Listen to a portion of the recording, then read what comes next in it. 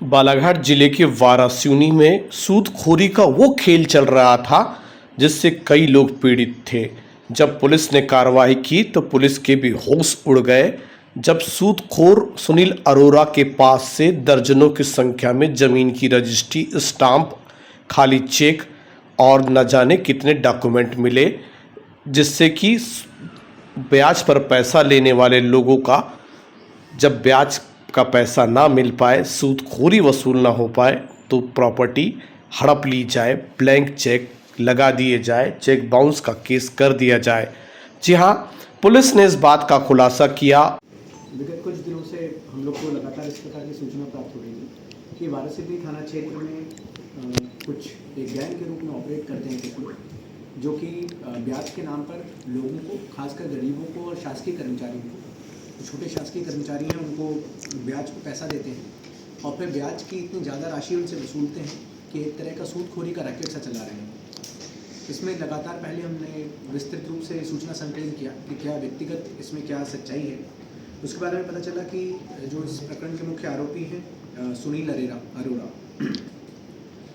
इन्होंने पिछले विगत 5-6 सालों से सूदखोरी कर पैसे देकर लोगों से अत्यधिक ऋण वसूलने का जो कार्य है इनके द्वारा किया जा रहा था। जांच करने के बाद प्रथम दृष्टि इंक्वायरी रिपोर्ट में जब ये साबित हुआ था कि ये इस प्रकार की घटना कर रहे हैं, उसके बाद इसमें अपराध पंजीबद्ध किया गया था। उसके बाद इनकी गिरफ्तारी की गई थी। शुरुआत में न्यायालय से इनकी 6 दिन की रिमांड ली गई थी। उस रिमांड के बाद इनके जो कई ठिकाने थे, जिसमें इनका घर है, एक पुराना घर, इनकी कुछ दुकानें, इनके जो रेस्टोरेंट चलते हैं, वहाँ पर जाके सबसे पहले प्रयास यही था कि कोई भी दस्तावेजी साक्ष्य जो हैं उनको तत्काल प्रभाव से एकत्रित किया जा सके, सीज किया जा सके, जिससे कि उनको डिस्ट्रॉय न कर सके। इसी के चलते जब विभिन्न ठिकानों में पुलिस और एसआईटी के द्वारा रेड की गई थी तो करीबन 153 ब्लैंक चेक्स। इनका मोडस इस प्रकार का था कि जो भी व्यक्ति इनसे ऋण में पैसे लेता था, अधिकतर लोगों को पैसा कैश के माध्यम से दिया जाता था, जिससे कि कोई मनी ट्रेल ना बने। उस व्यक्ति से ब्लैंक चेक लिए जाते थे। कोशिश ये की जाती थी कि 1 से 2 ब्लैंक चेक लिए जाएं और परिवार के अन्य लोगों के ब्लैंक चेक लिए जाएं। मतलब यदि पति ब्याज पे पैसा ले रहा है तो उसका और उसकी पत्नी का भी लिया जा सके। खासकर ये इसलिए कि जब कभी पैसे की ब्याज की राशि ज़्यादा हो जाए और वसूल नहीं पाए तो पत्नी के नाम के चेक को अगर कोर्ट में लगाए तो कोई भी व्यक्ति स्वाभाविक है कि उसको बड़ा घबराहट होगी, डर रहेगा कि हमारे घर की एक महिला के संबंध में कोर्ट में प्रकरण चला है और जिससे कि वो ब्याज की जो राशि है वो अवैध राशि को वसूला जा सके। तो पहले ब्लैंक चेक्स उनसे लेके रखते थे। इसी के साथ उन्हीं लोगों से बोलते थे कि आप स्टैम्प पेपर परचेज करके लाइए। मुझे लगता है कि ये सोची समझी साजिश के तहत ही, क्योंकि उन्हें पता था कि अगर स्टैम्प पेपर वो खरीदेंगे तो जो नोटरी है, जिनसे स्टैम्प वेंडर रहते हैं, उनके पास डॉक्यूमेंटेशन बन जाएगा कि इस व्यक्ति ने, सुनील अरोड़ा ने खुद ने स्टैम्प परचेज किए थे। तो जो भी व्यक्ति ब्याज पे पैसा लेता था पहले उसको भेजते थे, स्टैम्प वेंडर से स्टैम्प परचेज कराते थे और उन ब्लैंक स्टैम्प्स में हर जगह पे साइन करा के रखते थे, जिससे कि भविष्य में कोई भी यदि उनको लगता है कि हमें कोई फर्जी इबारत लिखनी हो तो फर्जी इबारत लिख के उसको न्यायालय में दुरुपयोग किया जा सके। थर्ड चीज़ जो ये लोग करते थे कि किसी व्यक्ति से अगर जो जिनने इनसे कर्ज में पैसा लिया है उसकी ऋण पुस्तिका जो होती है उसको, अपनी ऋण पुस्तिका को अपने पास संभाल के रख लेते थे। बेसिकली गिरवी तौर का तरीका था, पर जबरन रखते थे कि ज़बरदस्ती उसकी ऋण पुस्तिका अगर दे दी जाएगी तो कभी भविष्य में अगर वो ज़मीन का या कोई भी उसमें सौदा करना चाहता है तो उसको पहले इनका ब्याज का जो अत्यधिक ब्याज है उसको चुकाना पड़ेगा। इसी के साथ कई जो रजिस्ट्रियाँ सीज हुई हैं उससे पता चला है कि लोगों के ज़मीन की जो रजिस्ट्री है वो या तो खुद के या खुद के इनके एसोसिएट्स थे। एसोसिएट में भी ये, जैसे एक एसोसिएट का नाम पता चला है लीमन वाडीवा, उनके नाम पे रजिस्ट्री करा के रखते थे। एक और चीज़ जिसका खुलासा हुआ है कि ट्राइबल लोगों की ज़मीन को किस प्रकार से नॉन ट्राइबल्स को बेचा जा सके, इसके संबंध में भी ये कॉकस चल रहा था, जिसमें एक अच्छा मोडस ऑपरेंडाई पता चला है कि इन्होंने एक ट्राइबल समाज के ऐसे व्यक्ति को जो कि उतने पढ़े लिखे नहीं हैं, उतने सक्षम नहीं हैं, उनको अपने साथ मिलाया।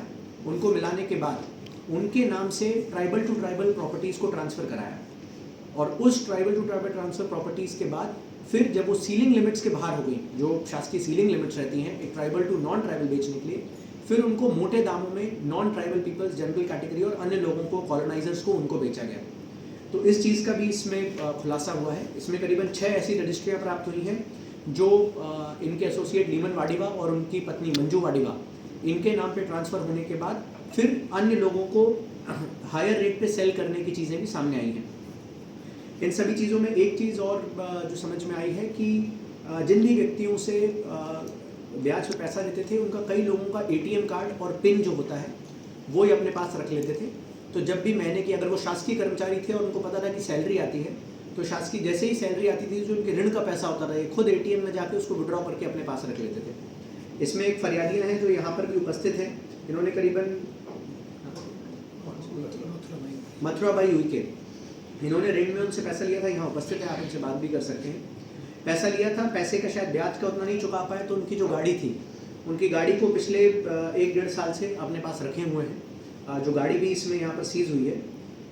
तो मुझे लगता है कि ये कुल 3-4 तरह के इनके मोडस ऑपरेंडाई थे जो हमें अभी तक की विवेचना में सामने आए थे। इसमें इनकी फिर से रिमांड ली गई है क्योंकि मुझे लगता है कि इनके और इनके फैमिली वालों के करीबन 9 से 10 फाइनेंशियल अकाउंट्स मिले हैं हमें विभिन्न बैंक्स में। उन बैंक्स में जो फाइनेंशियल ट्रांजैक्शंस हुए हैं उनको एक बार हमें री-वेरिफिकेशन करना है, उनके बारे में इन्वेस्टिगेशन करना है। साथ ही साथ जो ये 150 से ज़्यादा चेक्स मिले हैं, रजिस्ट्रीज मिली हैं, ऋण पुस्तिका मिले हैं, कोरे स्टैम्प पेपर मिले हैं, जाति प्रमाण पत्र, Aadhaar card, ATM cards, LIC bond papers, ये सब चीज़ें जो मिली हैं इनका वेरिफिकेशन करना है। तो फिर से आज पुनः इनको न्यायालय में पेश करके इनकी रिमांड ली गई है। और जो रजिस्ट्रीज़ के बारे में मैंने आपको बताया कि जो कॉकस के रूप में ट्राइबल लोगों के लैंड को कम राशि में खरीदना और फिर नॉन ट्राइबल्स को आगे बेचना, उसके संबंध में करीबन 5 रजिस्ट्रियाँ हमें मिली हैं। इनके एसोसिएट जो लीमन वाडिका हैं उनसे भी पूछताछ हुई है। इसके संबंध में प्रथम दृष्टया समझ में आया है कि बेनामी की तरह या बेनामी प्रॉपर्टीज़ की तरह इसको इस्तेमाल किया जा रहा था और इनको यूज़ किया जा रहा था, तो उसमें अग्रिम कार्रवाई हम लोग विवेचना के दौरान पे करेंगे।